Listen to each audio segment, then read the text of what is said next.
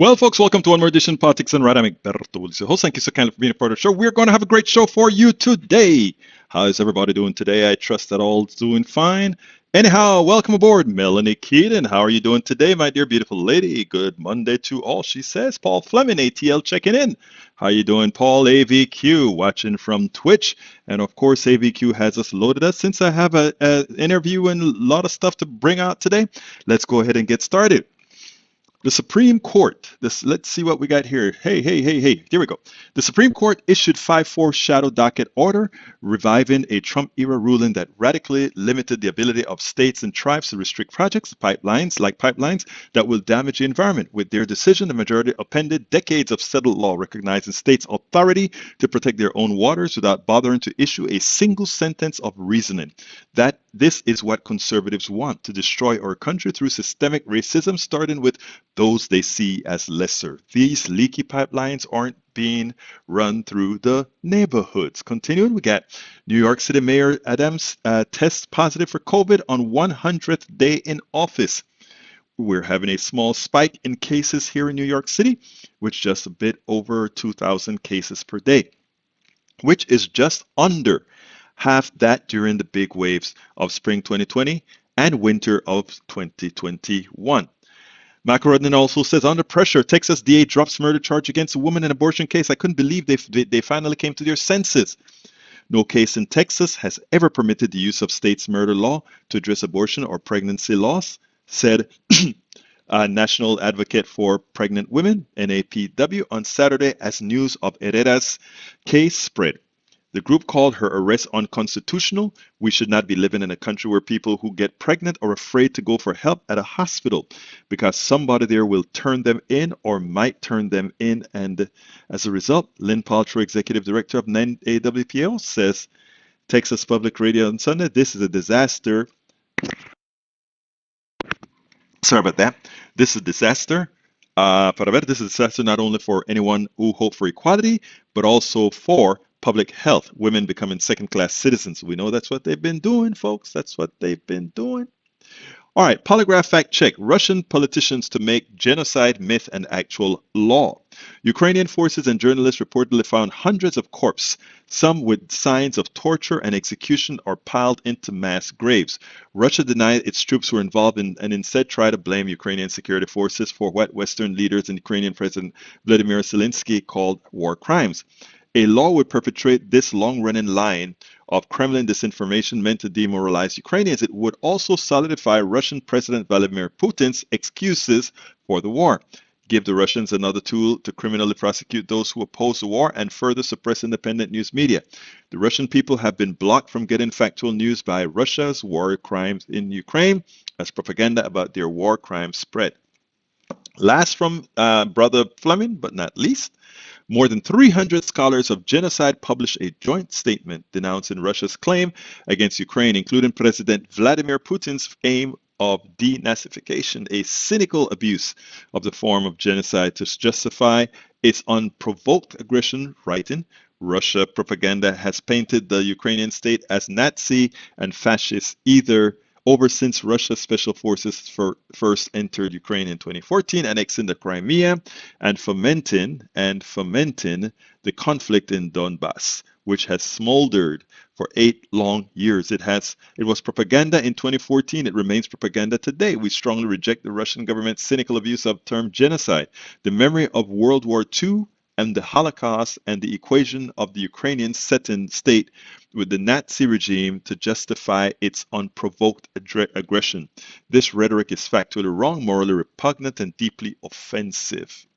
Continuing, we have, let's see what we got here. Tom C. says, Saudis give $2 billion to Trump's son-in-law Jared Kushner fund in spite of fears, inexperienced management, and tumbling risks. Hunter Biden may be guilty too, but don't forget about Trump kids. You know, I really don't care about the kids, Biden, all these guys, right? But you know what's funny, Tom C? Norman sent me a link, and I didn't put it up for the show today. I should have.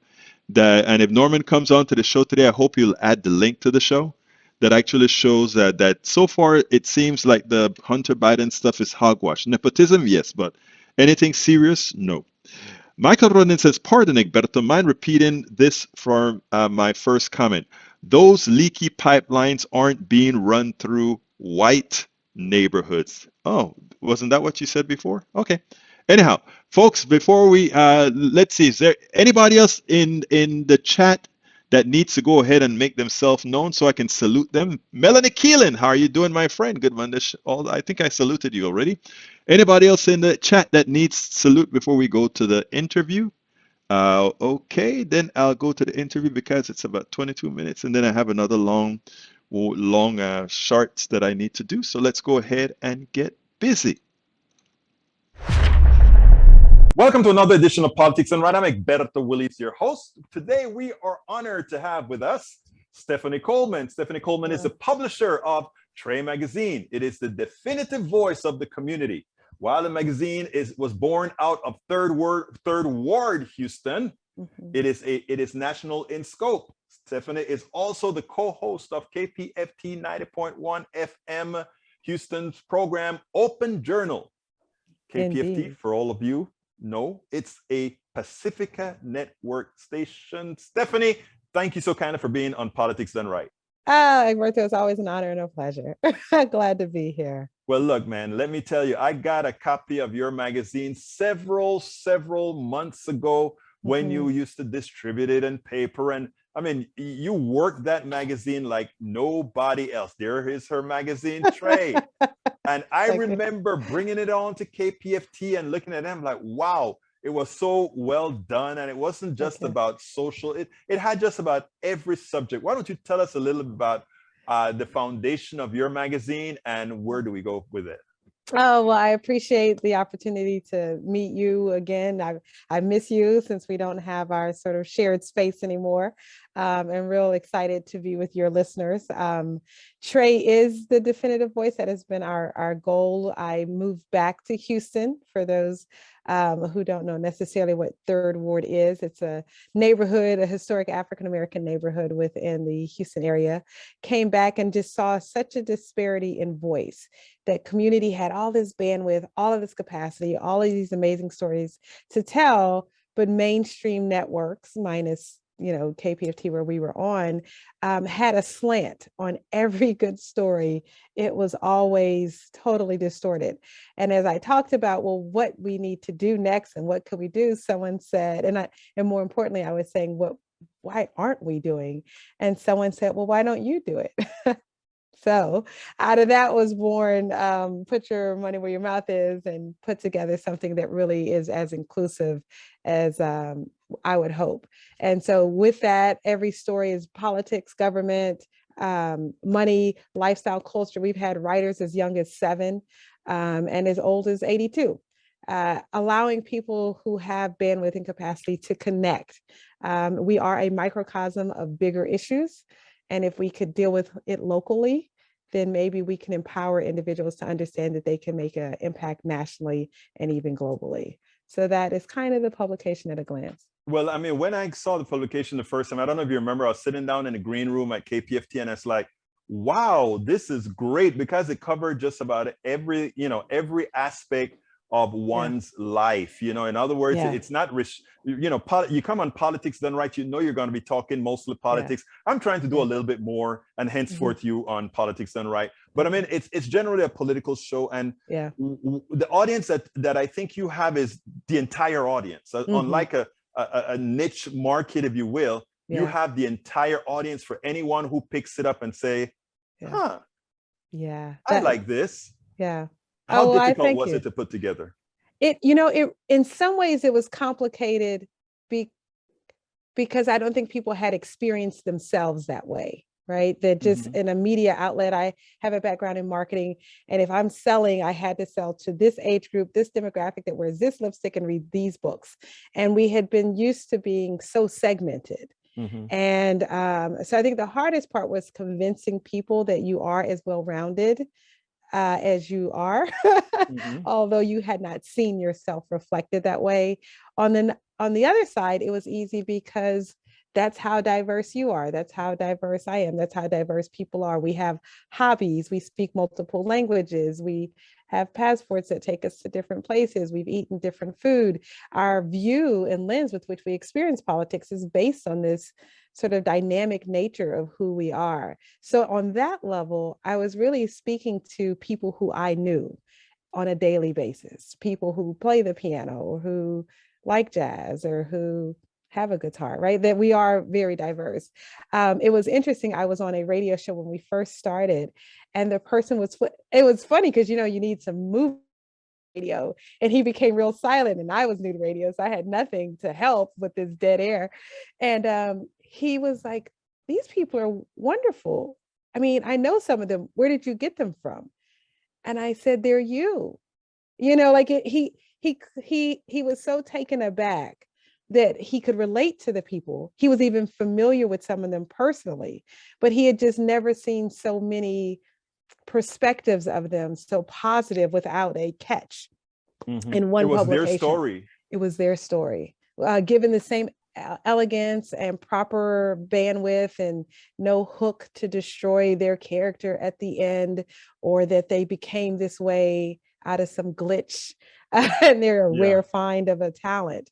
And just being very true to who we are as humanity that happens to tan at a different rate and have a different historical perspective because of that, was refreshing. So it was both hard and easy, but allowing people, which is why it was named the Tre, which is the sort of nickname for the neighborhood, Third Ward, the Tre. I didn't know that, you know. Yes.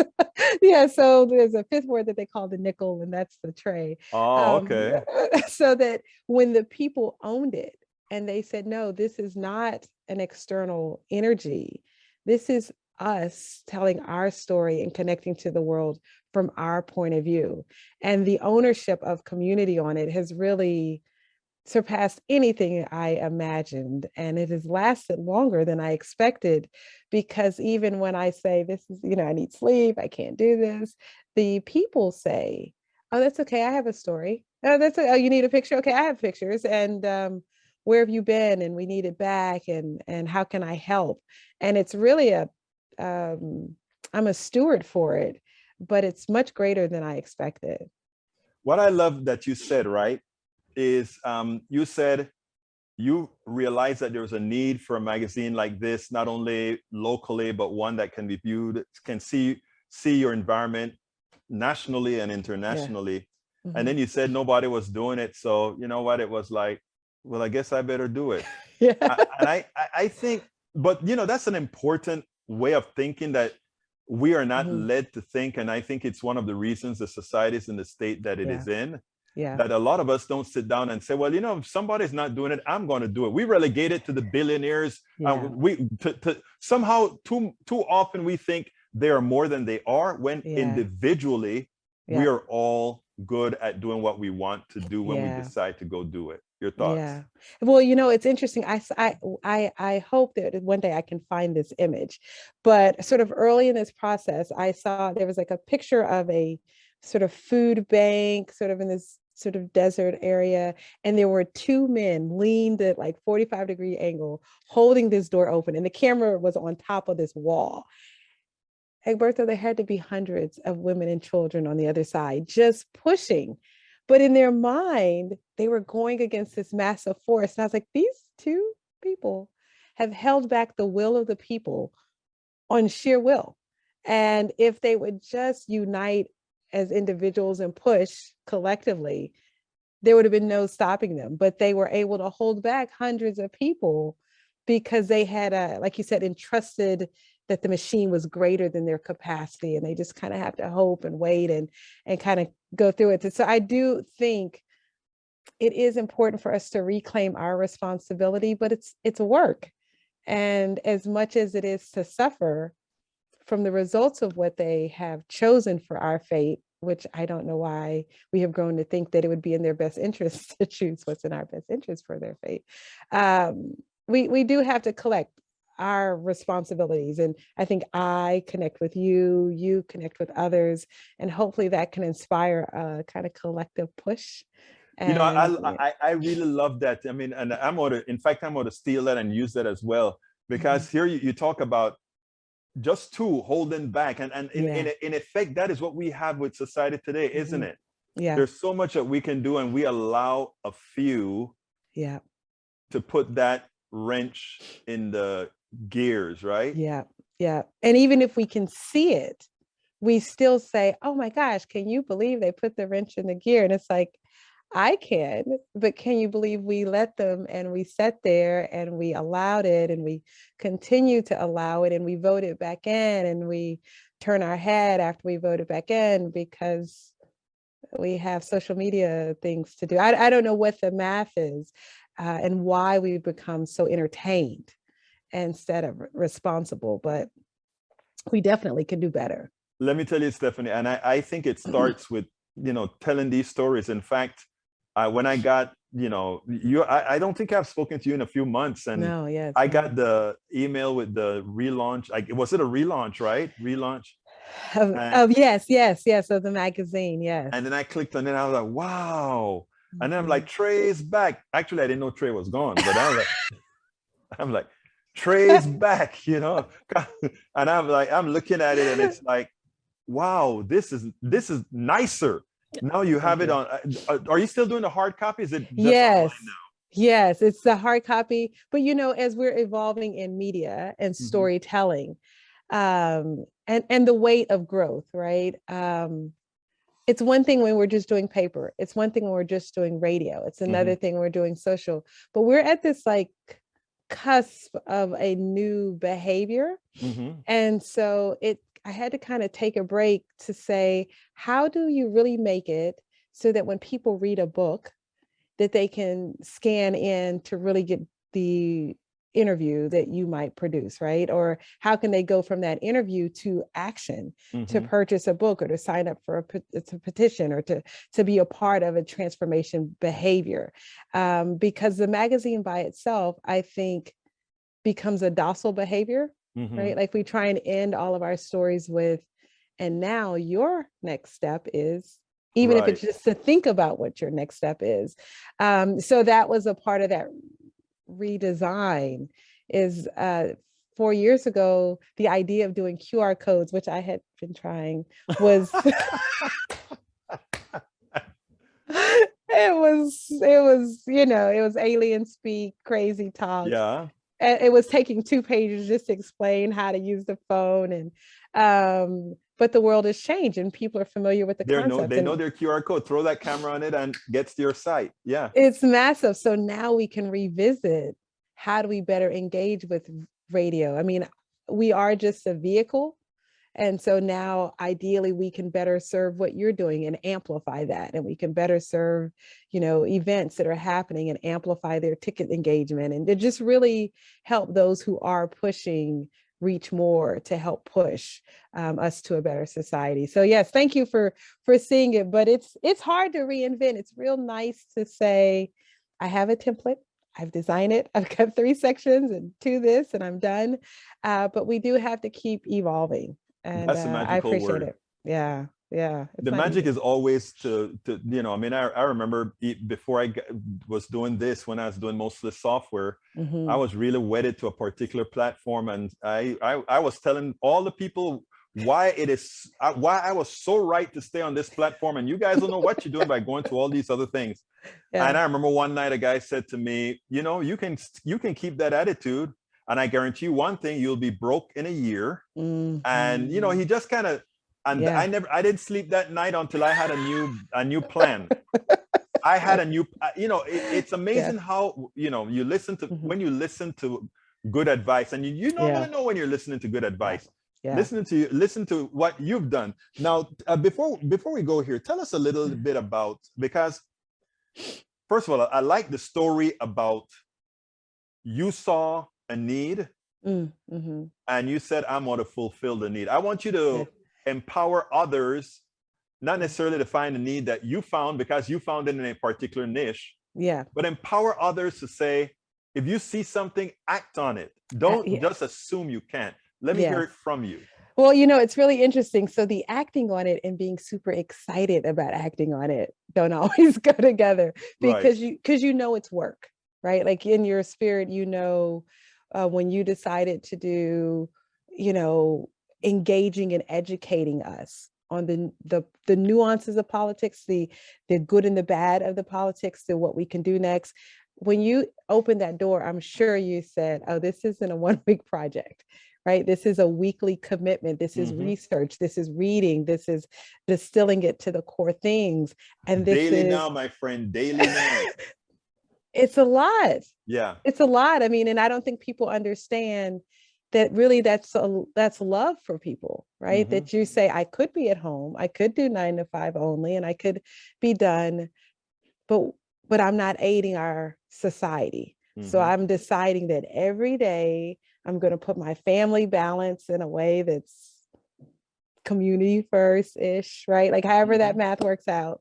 But it's a massive sacrifice. So when I did say it out loud, and some of it was just like the colleague you spoke with, once you say it out loud and someone overhears it, well, there's the accountability. So I was complaining at the bus stop with my son going to school.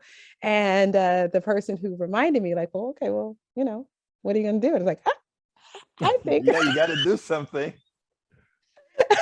And then every time I saw her at the bus stop, how's that going? Right. Well, and then after the first one came out and it was so well received, and the question becomes, well, when is the next one? Right. So you get on this ride that you have to kind of know that this is really what gives you peace, though, right? Like that you're given these visions, and people say, and this was very telling for me, you know, what's the difference between your purpose and, like, you know, your sort of natural skills? And the purpose are these gifts that, whether or not anyone else understands them, they keep you up at night. You have this exactly right, this desire to knit. What it doesn't matter what it is. It's this desire to tell story, to engage, to provoke thought. But if you don't do it, you're missing your moment. And it will haunt you, and you'll look up and see someone other, someone younger, someone different living out that purpose, and resent that you didn't do it as well. Not that you didn't have the opportunity, but you opted out of sharing your gift. And you know, that is powerful. I mean, you opted out, you resent, and that you opted out. Wow, that is powerful. Yeah. So I hope to stay around people who keep me honest with that gift, and who give me, like your colleague did, a hard talk, like, Stephanie, you know, you can do better. Or Stephanie, that's not really you. Or Stephanie, you're falling off course, because we all fall off course, right? Absolutely. And get back to really where you are best utilized. And so that's kind of where the book came in, and we use not local talent, but just all talent, right? So if you can take if you're a photographer or videographer, so how can we best celebrate that talent? People who want to be activists, but they don't know how to brand, or they don't know how to communicate. They know how to live it out, but how do you actually convey that when you're not in the room? How do you build a base, or how do you write your book, or how do you market your book? Like, so I just hope everyone, you know, what's sort of been nagging you, even if as a kid people said, okay, so I'm sure you can agree with it. People like in school as a student, Stephanie, I mean, you really need to sort of sit in your desk and you chat a little too much. And so you begin to ingest that. But when you were put on this planet to host an amazing radio show and to write incredible books, and well, that's in you. And whether or not the third grade teacher saw that, or the third grade teacher could manage that, right? Not that they didn't see it, but they just couldn't process it at that point. It's still in you, right? I like that. Yeah, it's still in you. So I would just hope that people would know that it'll feel wonderful to finally write that book, or to finally support this candidate, or even people who organize well. Hey, someone like me, right, who does not. But actually, I think you're a good organizer. Well, I've seen you at KPFT. Yeah. Well, I have my moments. Thank you. But like, you need other people who might be more analytical, or someone who's a bit more mathematical to help crunch numbers. Or, like, we all have a way that we can aid in that pushing process. And it might not seem as a gift, but even someone who cleans well, to be able to come in and to activate, and someone has put order in your space, that's not a negative gift. That's a necessary gift. Absolutely. While everyone else is doing what their gifts are. So, yeah. Well, let me ask you, Stephanie, before we go here, please tell folks, first of all, how they can find that magazine, for those who want to do it online, how they do it, for those who want hard copies, how do we do it? And I'm going to have it in a blog post for this interview as well. Wonderful. Well, it's the tremag.com, and it's under the featured publication for this month, so that way you can see the new one, but all the other ones. We are at the Tre Mag on Facebook, Twitter, and Instagram. I'm really hoping, and I'm going to say this on air, I've always sort of chase you down, said somehow we have to find a way to fuse this. And with what you're doing, and I've always just felt like that's the voice, that if I can figure out how to weave this in to where we can do that together. But ideally, by the next time our paths cross, we can really have synergy around our platforms. I think it would just be excellent. And I think people really I learn a lot from listening to your show, and I'm driven to do in a way, and I can read through the noise better. It's like, that was this, But let me tell you, I am always open for synergy all the time. And like I tell our audience all the time, we're open books here. And not only that, but we are people, we're people. We want to engage folk and all that good stuff. So you gave us the link to your magazine. Yes. I have to put you on the spot. However, every single interview, if you've listened to some of them, I asked the last question. What would you have liked me to ask you that I didn't? Well, what I don't think there's anything else that I'd have a good answer for, but what you didn't ask, which is good, is sort of what is on the horizon, because I don't quite know what comes next. But growth and how we can grow better is really what I would hope. You didn't ask that I'd have a better answer for when next comes. I think that's a good enough answer. Stephanie Coleman is the publisher of Tre Magazine. It is the definitive voice of the community. Thank you so kindly for having been on Politics Done Right. I love your show. Keep up the great work. Well, folks, I hope you like that.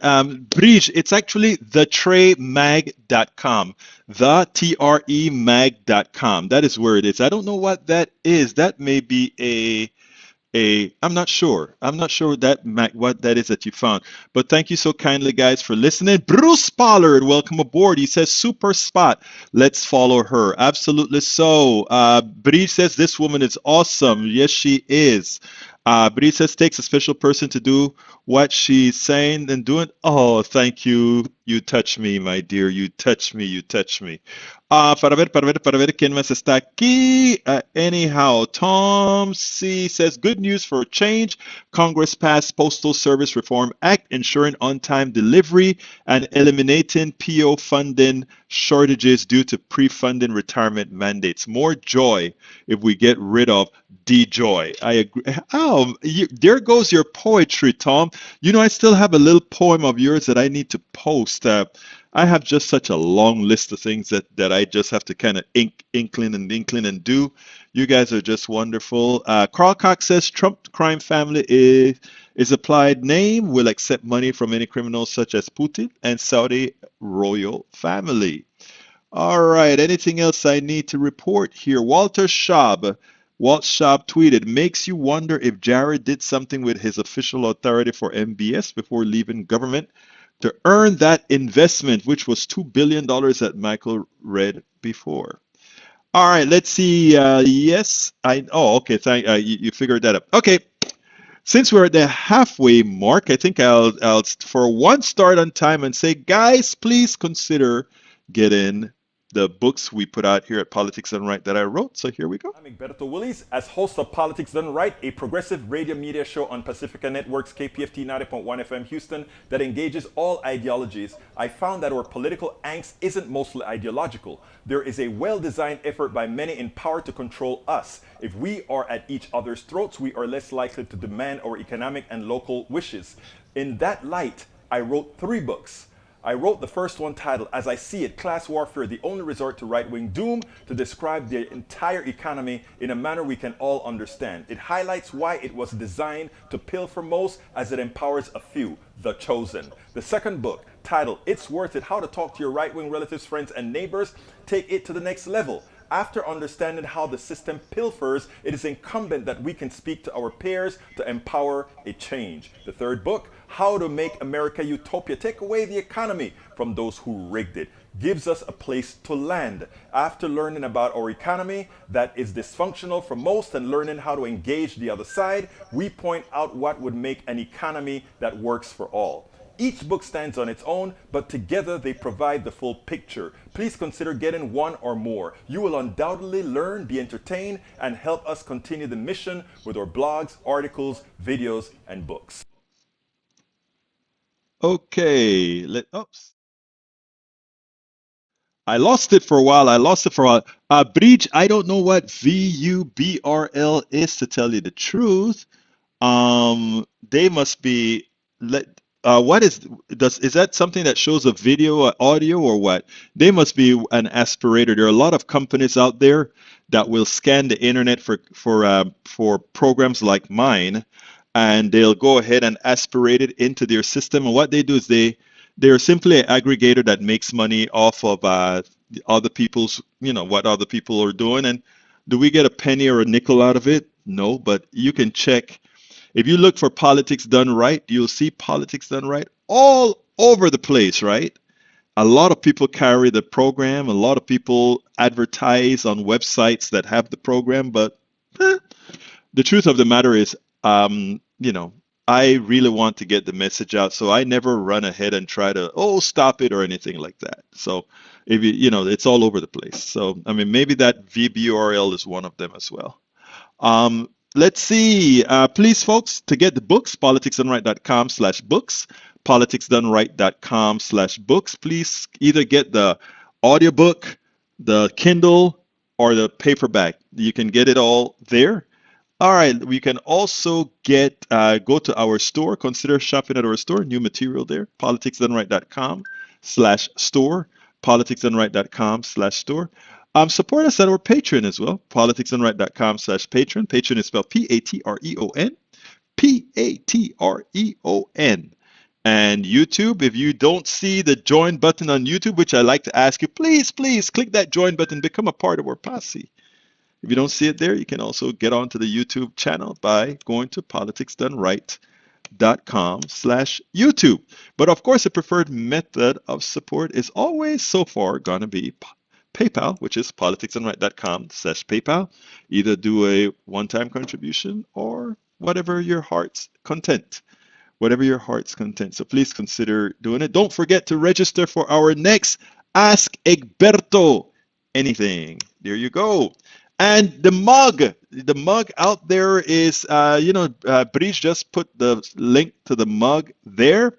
And what I'm going to do is put up Alistair. Alistair bought a mug. I have other folks with the mug, but we've played them a lot. So now it's Alistair's turn to be our propagandist for our mug. So there's Alistair showing our mug. You can just go to politicsdoneright.com/store where you can find a mug. And if you look in the chat, our wonderful Breach MCP, who is the designer of that mug, she's the one who designed that mug. She put the direct link to that mug. But here's the funny thing. Alistair said, Egberto, you have it all twisted, turned around. I said, oops, I didn't notice that. So I fixed that. And I think we have Alistair Waters flipped appropriately. All advised from the designer of the cup, who is Breach MCP. Thank you guys for all that you do. And of course, all-encompassing way to support us. If you want to find, we have many different ways that you can. Okay, let me tell you, Norman. I mean, this is a new microphone. That's what happens. It's not as deep. I noticed I just got this microphone because we were having problems, and this one takes out external noises. But in the process of taking out external noises, it seems like it also takes away some of the bass away out of my voice. So, I don't know that I have to have the voice. Let's see. Don't forget to take the pick down. I am so glad I have wonderful people making sure that I don't continue to screw up for too long, for too long, for too long. Yeah. So yeah, that's the reason why it's a bit tinny. If people don't complain about it, I'll probably keep it. I like this particular headset because, like I said, I can do my videos downstairs and so forth. When I get back to Houston, I'll have, better equipment, all that good stuff. All right. Don't forget the last link that I want to give you is politicsdoneright.com/support. Politicsdoneright.com/support. Okay. Al Rose says I have an awesome voice. You know, I love you, brother Rose. Al Rose is de Panamá también. Nosotros jugábamos mucho en Sabanitas. Él tiene algo para decir. El negro se va. ¿Recuerda esto, mi hermano? Okay. Oh, no, eso estaba en Costa Rica. We went to Costa Rica one time. Ask Al Rose to tell you guys a story about when we traveled with the gospel messengers to Costa Rica. We had great fun. Anyhow, let's get busy. I have another video for you guys. I want you, and this one, people, I have it in the blog for the show.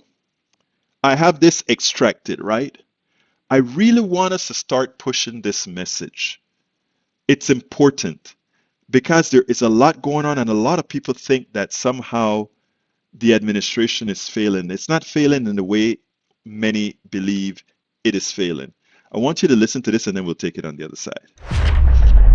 Question: what is insanity? Insanity is doing the same thing over and over again and expecting a different result. And it seems like Americans, we the people, will not get out of it. We continue to allow an economic system to run us ragged and to take our monies, our income, our wealth, and transfer it to a few. And, the economists that fall within this system, they're not bad. Today we have Larry Summers being interviewed by Chuck Todd.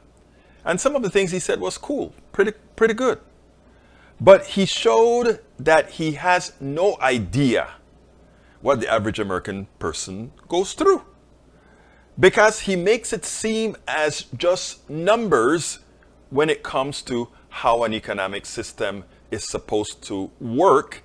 And those numbers that he infer only satisfies the whims of a few. I want you to listen to this because, again, it's not all bad. But the parts that he gets wrong, the parts that he gets horrendously wrong, is why we repeat the same things over and over again, why we have these cycles. Later on, I'm going to have Professor Richard Wolff, who's going to talk on some of these issues. But let's go ahead and listen to him, and then we'll take it on the other side. It's likely that if on Inauguration Day, someone had told President Biden that more than a year later, he could have unemployment at 3.6% and dropping, wages in the stock market on the way up, and the housing market humming, he probably would have taken that deal. But there was a fine print: inflation.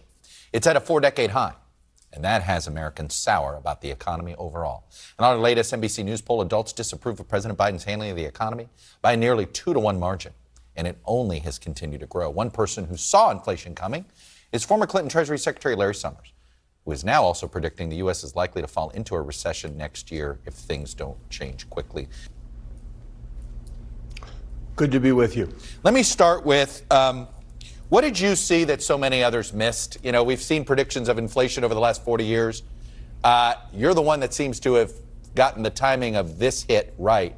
What did you see? I saw that we had a tidal wave of demand between zero interest rates from the Fed, a huge outpouring of saving that people had pent up from the COVID period, and massive fiscal policy from the December bill and then the stimulus bill that was passed.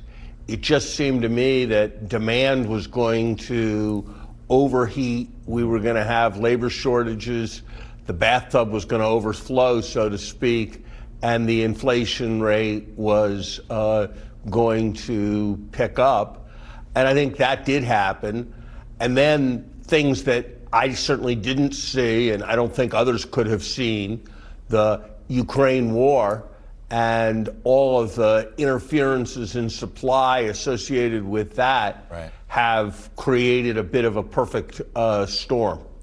I'm curious, is it possible that with COVID and all the disruptions that caused, did we have basically two choices, a recession in the moment or throw money at the problem and risk inflation? Were we sort of stuck between two bad choices here?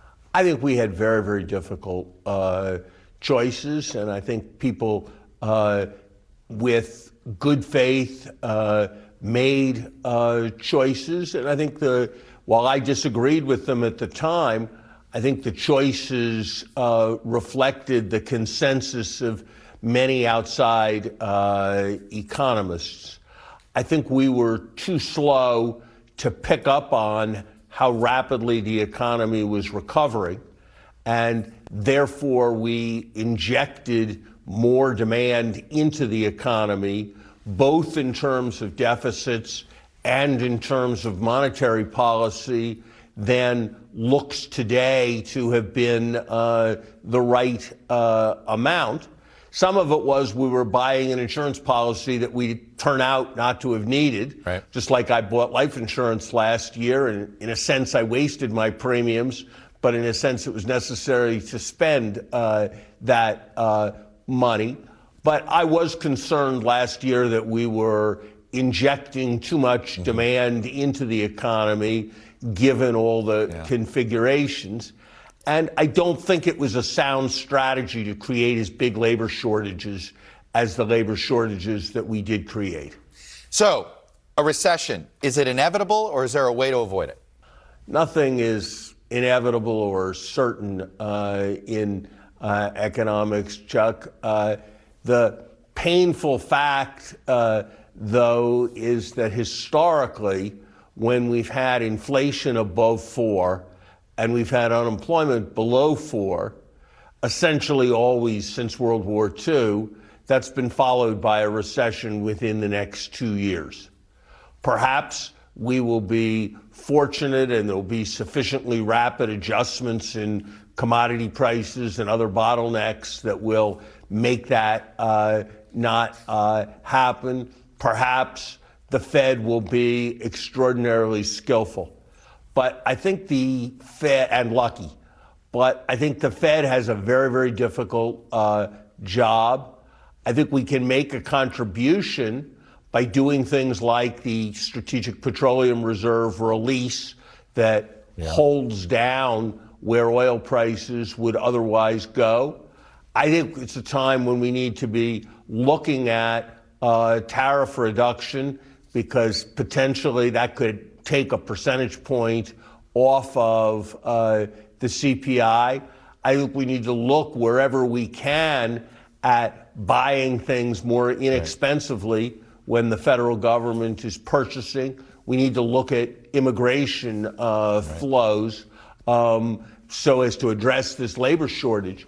But it's not going to be easy starting from where we are. You've been a supporter of most of the Build Back Better agenda. What should be focused on that actually could reduce inflation and avoid a recession? I think probably the most important thing, ironically, is some of the revenue increases that the president has talked about. Be very substantial benefits to closing a whole range of tax loopholes. What kind of tax? Because you don't like the billionaire tax. You don't like the billionaire tax. What kind of tax would you like? You're right. I don't like the billionaire tax, but I do like the provisions that really go after corporations shielding money in the Cayman Islands, shielding money in Ireland. We negotiated a historic agreement to enable the world to tax global corporations, which it was losing the ability to do. And that agreement could fail if we don't do our part to implement the U.S. measures that are part of it, and we'd sacrifice a lot of revenue and pump up a lot of demand. So I think that is a very important set of steps. I think it's important to remember that over the longer term, the president's infrastructure bill is going to increase the capacity of the economy, and that will be a favorable development. But over the nearer term, I think the concentration on revenue is probably most important. For other reasons, I'd very much like to see the green investments that the administration is proposing, which over time will reduce our dependence on fossil fuels. Okay. First, let me not get completely negative on Larry Summers, Economist Larry Summers. He said 3 good things. 1, we want to have green energy. We do want that. He also said, for this problem that we have with employment, having more people employed, it would be good to open up immigration much better than it is, more efficient than it is. That's what he's implying. And third, he actually wants to tax and close these shelters, right? So all those are great things that he wants to do. But where he fails, seriously, is understanding that billionaires don't matter, the average American citizen matter. When he talks about what Biden did when he gave the American Rescue Plan, when he gave the, when he provided all those tax credits, etc., to inflate the economy, when he said that we increase demand too much, what is he saying? You know, that's a technical term, right? We increase demand. You know, we always talk about the supply side economics, where these guys want to give you supply and with the expectation that demand will come. But we believe in demand side economics. Demand side economics says we, the people, are going to determine what demands we have on the economy. We want cars, then you build cars. We want gas, you create gas. Those are the things that we want. Now, he centralized on saying we've added too much demand into the economy without adequate, and here's a kicker, by creating deficits, right? He doesn't want a billionaire tax, and we'll get into that a little bit, and at the same time, he also just wants to recover the net big taxes from those people who offshore it. So in effect, he's saying, I don't want to tax enough to cover what people have been denied for decades, meaning social services, education, family leave, and all of that we ultimately pay for out of taxes and deficits. He doesn't want to pay for it for real because he doesn't want the billionaire tax. So he wants it solved by just not giving it to the American people. So once again, billionaires are protected by our system, right? In other words, we don't want a billionaire tax, and we create demand.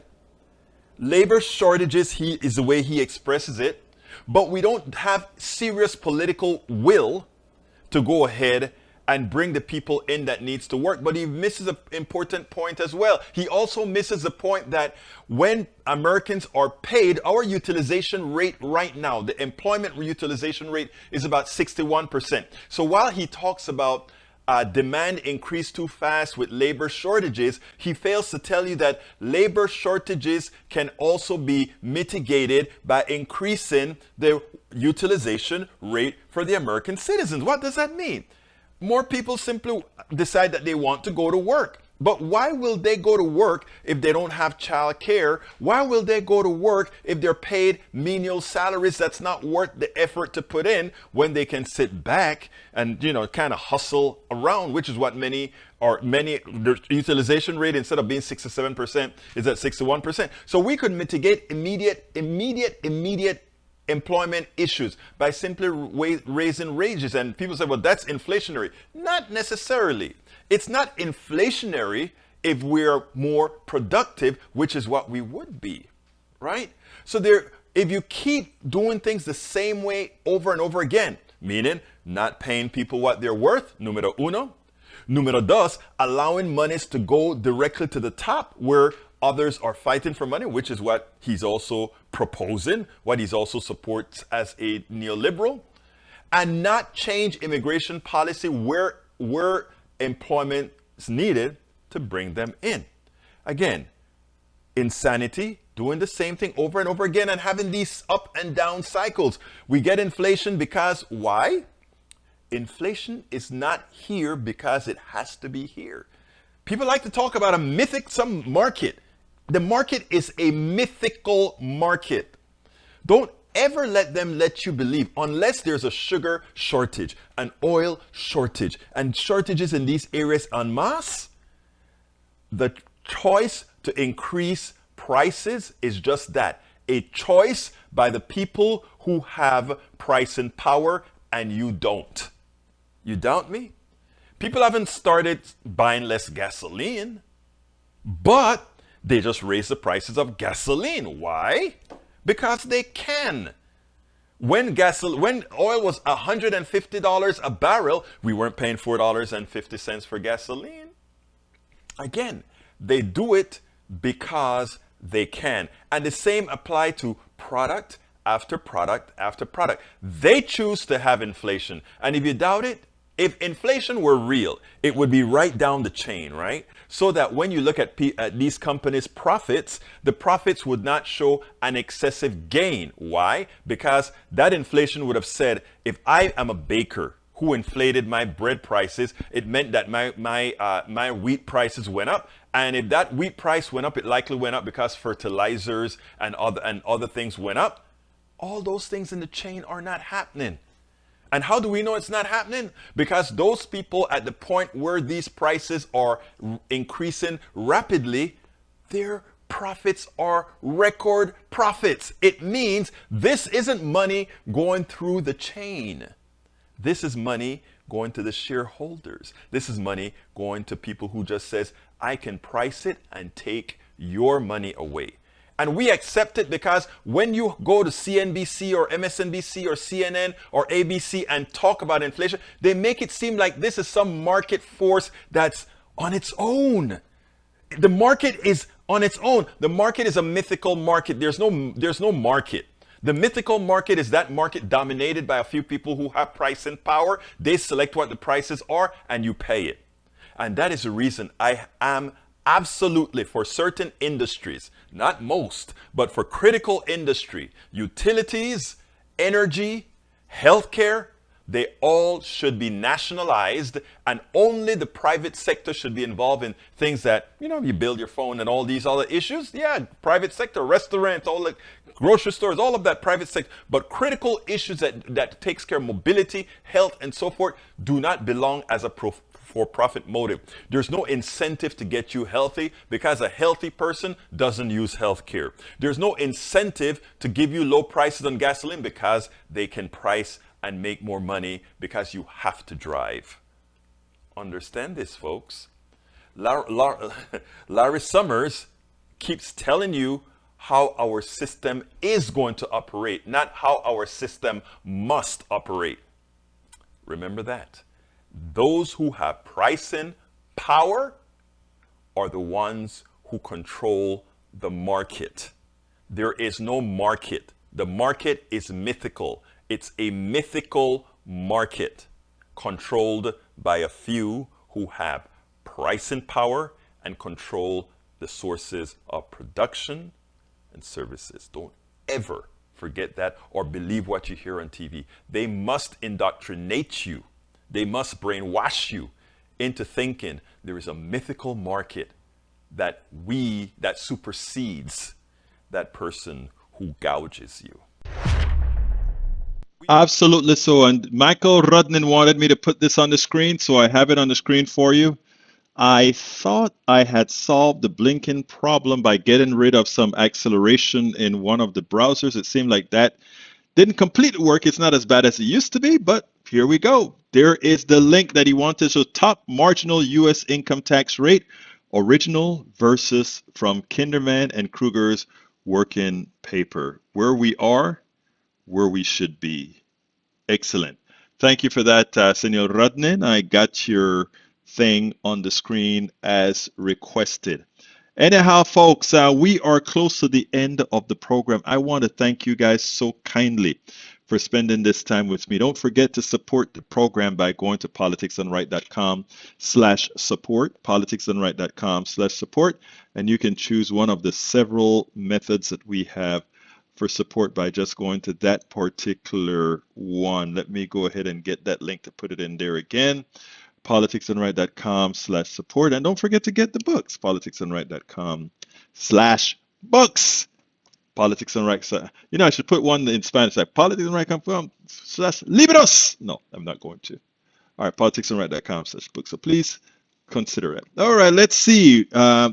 When is the next Zoom? The next Zoom is the first Saturday in May, which corresponds to May 2nd, not May 2nd, let's see, May 6th. No, May 7th is the next one. So remember, it's politicsdoneright.com/ask Egberto. So there you go. Sign up for politicsdoneright.com/ask Egberto. We are going to have, we have fun each time. You guys are always the ones that we listen to. Thank you so kindly for having been here. You know, we got to shut this baby down. My name is Egberto Willies. This is Politics Done Right.